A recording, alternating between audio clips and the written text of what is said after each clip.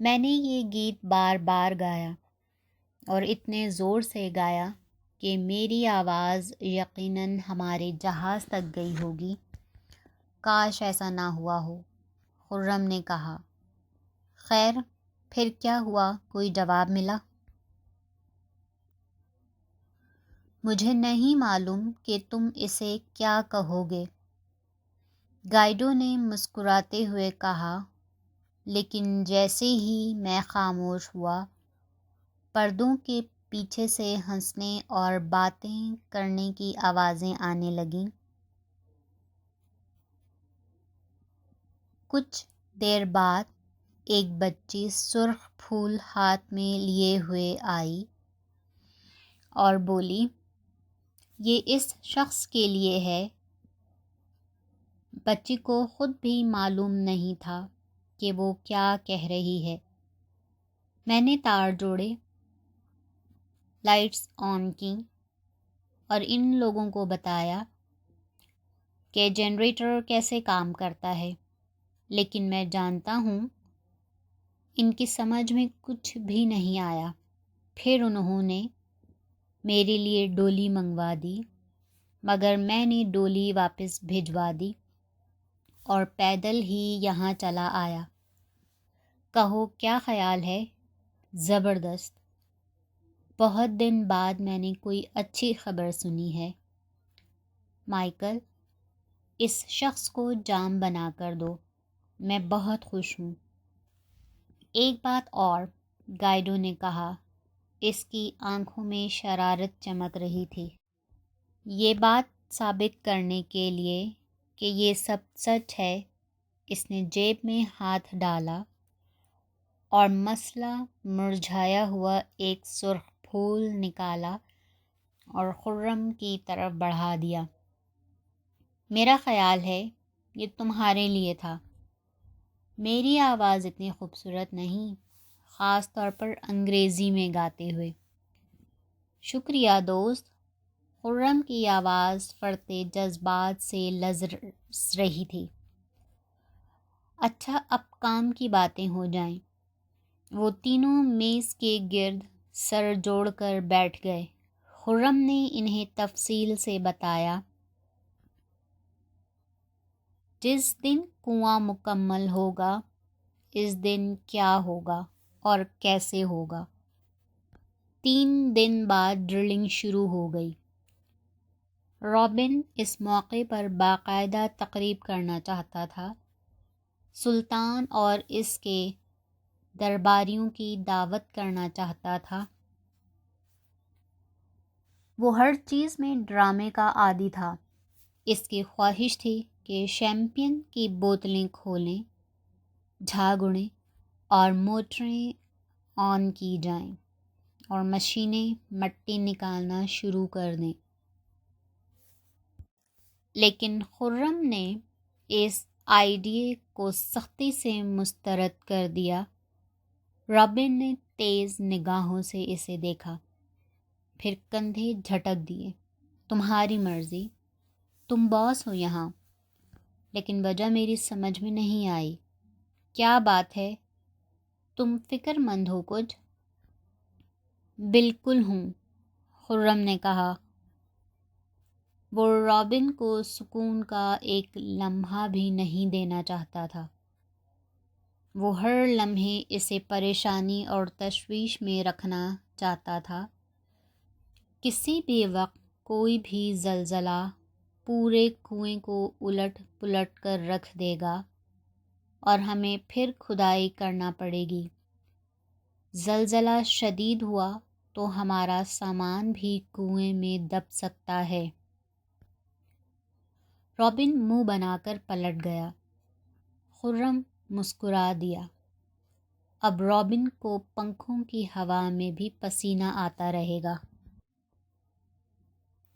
اس کام میں کامیابی کی کوئی ضمانت نہیں تھی، جبکہ وہ بھاری سرمایہ کاری کر چکا تھا۔ بدمعاشی میں یہی کچھ ہوتا ہے۔ بہت بھاری منافع کا امکان ہوتا ہے، لیکن بے یقینی کی صورتحال آدمی کو السر تک بھی پہنچا دیتی ہے۔ خرم یہ بات خوب جانتا تھا، وہ خود بھی اس کھیل میں شامل تھا، سو کام شروع ہو گیا۔ اس موقع پر خرم، مائیکل، گائیڈو اور رابن، لڑکیوں اور مزدوروں کے سوا کوئی نہیں تھا۔ مشین اوپر کی نرم مٹی نکال کر باہر پھینک رہی تھی۔ کچھ دیر وہ یہ تماشا دیکھتے رہے، پھر خرم انہیں ہٹ میں لے گیا۔ اس نے سب کے لیے گلاسوں میں مشروب انڈیلے اور پھر سرد لہجے میں کہا، اب یہ انتظار کا کھیل ہے، تم تشویش میں مبتلا رہو گے، لیکن مجھ سے کم، اور میں نہیں چاہتا کہ مجھ پر اس کام کے سوا کسی بھی طرح کا کوئی بوجھ ڈالا جائے۔ مائیکل ہر تیسرے دن آ کر موٹریں چیک کرے گا۔ گائیڈو صبح شام ریڈیو پر مجھ سے بات کرے گا۔ اگر مجھے شپ پر سے کسی چیز کی ضرورت ہو تو اسے جلد از بھجوانا تمہاری ذمہ داری ہوگی۔ اس کے علاوہ مجھے تنہا چھوڑ دو۔ ٹھیک ہے، لیکن تمہیں یہاں طویل عرصے تک رہنا ہوگا۔ کیا تم رات بھی کام کرو گے؟ جانزون نے پوچھا۔ میں تو نہیں، لیکن پلانٹ کام کرتا رہے گا۔ تم رات کو جہاز سے یہاں کی روشنیاں دیکھنا اور سوچنا کہ تم لاکھوں کمانے والے ہو۔ یہ مت بھولو کہ تمہیں بھی لاکھوں ملیں گے، رابن نے سرد لہجے میں کہا۔ میں کیسے بھول سکتا ہوں؟ میں تو ہر وقت ان کے تصور میں کھویا رہتا ہوں، خرم نے نرم لہجے میں کہا۔ رات ہوئی تو وہ پہاڑ کی طرف چل دیا، جہاں سے اس نے اور گائیڈو نے محل کے پائیں باغ کا جائزہ لیا تھا۔ اس کے گلے میں دوربین لٹک رہی تھی، جیب میں ٹارچ موجود تھی، وہ تیز قدموں سے چل رہا تھا۔ وہ وقت کا اندازہ لگانا چاہتا تھا۔ جائزہ لینے والے مقام تک پہنچنے میں اسے 23 منٹ لگے۔ وہ دو بڑے پتھروں کی اوٹ میں لیٹ کر دوربین کی مدد سے پائیں باغ کا جائزہ لیتا رہا۔ محل میں روشنی تھی، لیکن پائیں باغ اور اس سے متصل ایوان میں تاریکی تھی۔ اس نے جیب سے ٹارچ نکالی اور اس کا رخ پائیں باغ کی طرف کر کے اسے روشن کر دیا۔ ٹھیک 1 سیکنڈ بعد اس نے ٹارچ بجھا دی، پھر وہ دھڑکتے دل سے رد عمل کا انتظار کرتا رہا۔ کچھ دیر بعد پائیں باغ میں ایک جگنو سا چمکا اور فوراً ہی بجھ گیا، لیکن جیسے کوئی خواب رہا ہو۔ لیکن بہرحال اسے جواب مل گیا تھا۔ نیلم کو پیغام مل گیا تھا، اس نے جواب بھی دیا تھا۔ گائیڈو کی دی ہوئی ٹارچ کے ذریعے اب وہ آخری پیغام کا انتظار کرے گی۔ اس نے دوربین آنکھوں میں لگائی اور محل کی دیوار اور اپنے درمیان کی سرسبز ڈھلان کا جائزہ لیا۔ فاصلہ 1.5 میل کے لگ بھگ ہوگا، لیکن وہاں تک راستہ کوئی نہیں تھا۔ درمیان میں گھنا جنگل اور بے شمار بیلیں تھیں۔ وہ اس میں یقیناً چھپ جاتا، اسے سمت کی درستی ناپنے کے لیے صرف زمین کے اتار چڑھاؤ سے مدد مل سکتی تھی۔ اس کے لیے پریکٹس کی ضرورت تھی۔ اسے یہ فاصلہ بار بار طے کرنا تھا، یہاں تک کہ اس کے لیے راستہ سا بن جاتا، پھر وقت بھی سمٹنے لگتا فاصلہ طے کرنے کا۔ وہ اٹھ کھڑا ہوا اور اس نے اپنے ذہن میں راستے کا تعین کرنے کی کوشش کی۔ پھر وہ چل دیا۔ 1 منٹ بعد جیسے جنگل نے اسے نگل لیا۔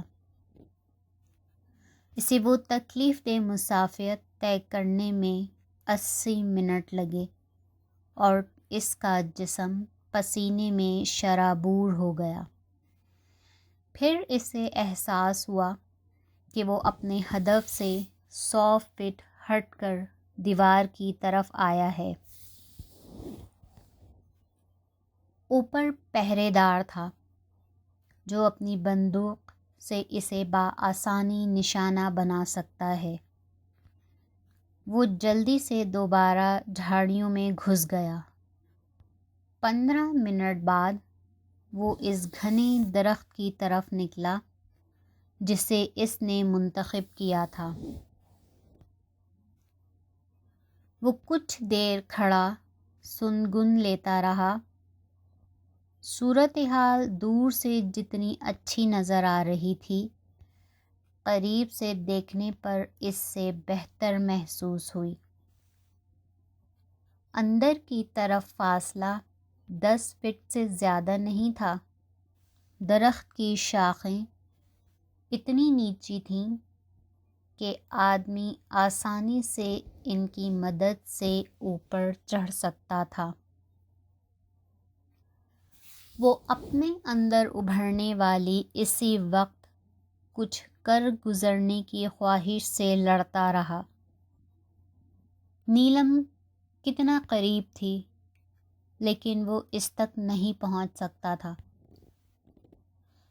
اس نے کھڑکی میں وقت دیکھا اور پلٹ کر پھر جنگل میں گھس گیا۔ اب واپسی کا مرحلہ درپیش تھا۔ وہ کیمپ واپس پہنچا تو ساشا اسے ہٹ کے باہر بیٹھی ملی۔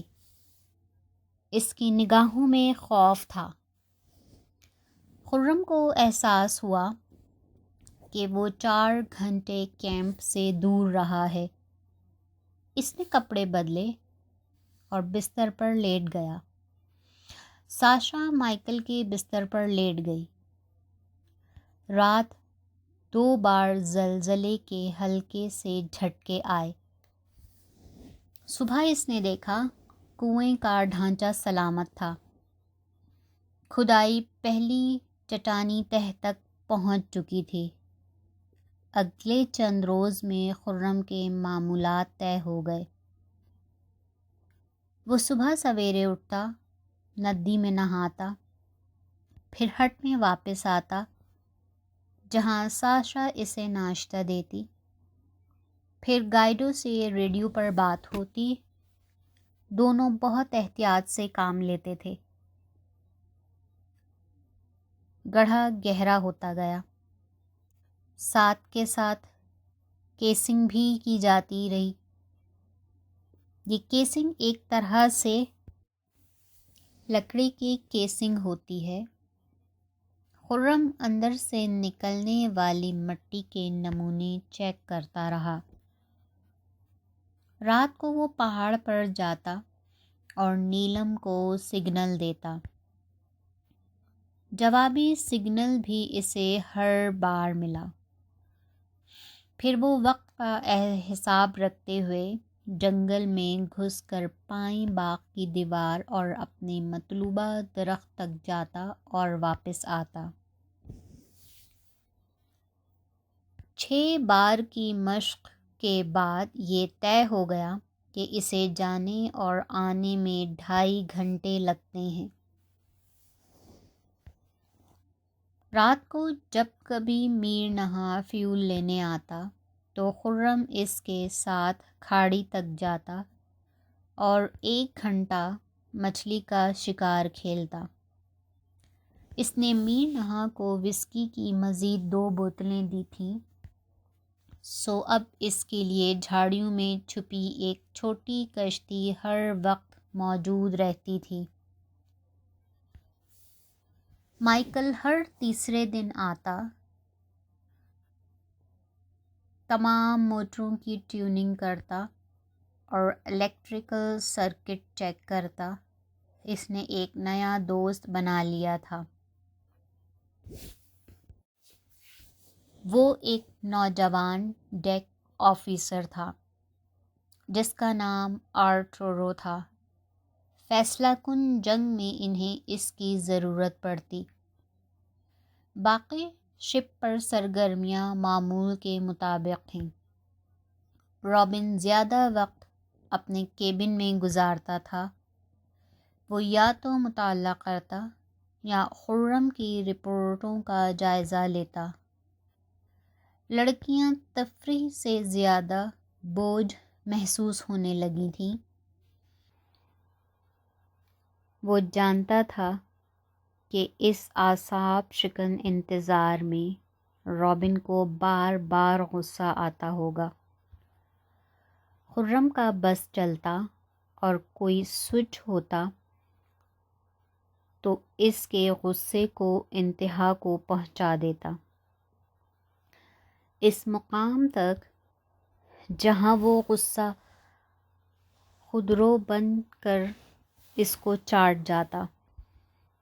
لیکن ایک خوف سبھی کو لاحق تھا، اس سے ہر شخص پریشان تھا، اور وہ تھا آتش فشاں کا خوف۔ ان کی آمد کے بعد سے آتش فشاں کی گڑگڑاہٹ میں واضح طور پر اضافہ ہوا تھا۔ ایک سے زائد بار خرم کوئی خوفناک خواب دیکھ کر جاگا جس میں آتش فشاں پھٹ پڑا تھا اور پگھلی ہوئی موت کا رنگ ساروں پر برسنے لگی تھی۔ محل میں کوہرام برپا تھا۔ اس کے باوجود نیلم کی پکار بے حد واضح تھی۔ وہ اسے مدد کے لیے بلا رہی تھی اور خرم کو نادیدہ ہاتھوں نے جکڑ رکھا تھا۔ بالآخر ایک شام کو خرم کے سامنے مٹی کا تازہ ترین نمونہ پیش کیا گیا۔ یہ مٹی سیاہ اور مسامدار تھی۔ خرم نے اسے ٹٹولا تو اس کی انگلیوں میں سیاہ دھبا سا رہ گیا۔ خرم دیر تک اسے دیکھتا رہا۔ اس کے ہونٹ بے آواز ہل رہے تھے۔ دل گویا حلق میں دھڑک رہا تھا۔ وہ جانتا تھا یہ کیا ہے۔ وہ یہ چیز پہلے بھی کئی بار دیکھ چکا تھا اور وہ اس کا مطلب سمجھتا تھا۔ ڈرلز نے ایک مسامدار چٹانی تہہ کو توڑا تھا۔ عام طور پر تیل کے ذخیرے کے اوپر ایسی تہہ ہوتی ہے۔ کبھی یوں بھی ہوتا ہے کہ یہی آئل بیڈ ہوتا ہے۔ اب سطح کو پوری طرح توڑنا تھا۔ اس کے لیے کیسنگ کو بہت نیچے تک اتارنا تھا۔ اس کے ساتھ اسٹیل جیکٹ والی گولیاں بھی ہوتی۔ انہیں برقی رابطے کے ذریعے فائر کیا جاتا تو اوپر خول ٹوٹتا اور تیل ابلتا اچھلتا ہوا نکلتا فوارے کی صورت میں۔ سروے درست ثابت ہوئے تھے۔ رابن کا کھیلا ہوا داؤ کامیاب رہا تھا۔ کارنگ ساروں میں تیل تھا۔ اگلے روز کنویں کو مکمل ہو جانا تھا۔ تیل کا کنواں۔ اس شام سورج غروب ہونے کے بعد بھی خرم اپنے عملے سے اسی طرح کام لیتا رہا جیسے کوئی دیوانہ کوچ بان گھوڑوں کو چابک مار مار کر تھکن کے باوجود دوڑاتا ہے۔ اسٹیل کی گولیاں فائر کرنے کے لیے کیسنگ میں فٹ کر دی گئیں۔ فیوز تیار کر دیے گئے۔ کیسنگ کو دھیرے دھیرے نیچے اتارا گیا۔ پھر خرم نے اپنے ہٹ تک تار بچھوائے اور کانٹیکٹ باکس بھی ہٹ میں اپنے بیڈ کے نیچے رکھوا لیا۔ اس کے بعد اس نے مزدوروں کو چھٹی دے دی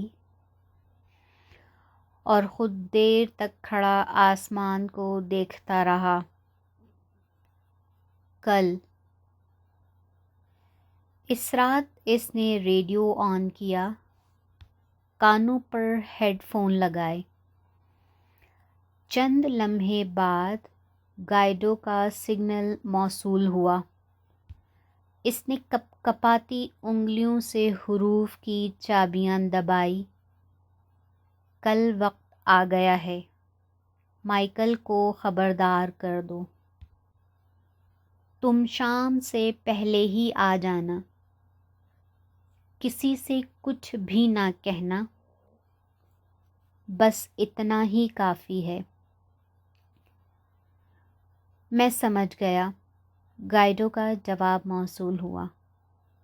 خرم جانتا تھا کہ اب وہ گائیڈو پر پوری طرح انحصار کر سکتا ہے۔ وہ میز کے سامنے بیٹھا، اس نے ٹائپ مشین پر کاغذ چڑھایا اور بڑی دیدہ ریزی سے لیٹر ٹائپ کرنے لگا۔ اسے 2 طویل اور ایک مختصر دستاویز تیار کرنا تھی۔ کام مکمل کرنے کے بعد اس نے ٹائپ شدہ دستاویزات کو بڑی نفاست سے طے کر کے اپنے تکیے کے نیچے رکھ لیا۔ پھر اس نے ریوالور نکالا اور اسے تیل دینے کے بعد اس کے میکینزم کو چیک کیا۔ ریوالور بہترین کنڈیشن میں تھا۔ اس نے ریوالور کو لوڈ کر کے اس کا سیفٹی کیچ آن کیا اور اسے بھی دستاویزات کے ساتھ تکیے کے نیچے رکھ لیا۔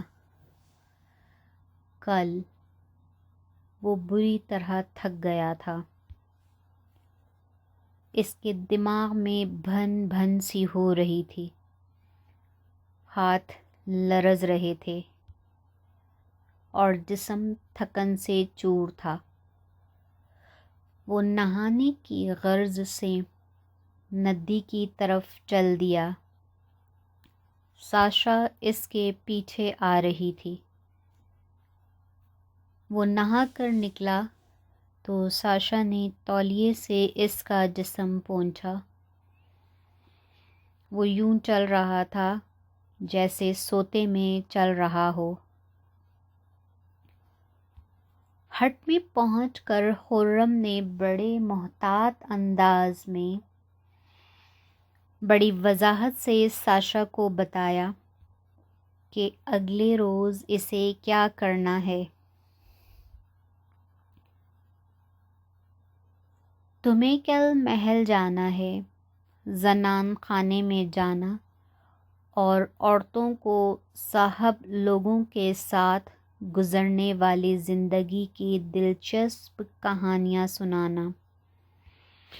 پھر بچوں کے سے انداز میں نیلم سے کہا، آج رات روشنیوں کے 3 اشارے، انتظار، عمل کی رات، پھر سے پہر سے پہلے واپس آ جانا،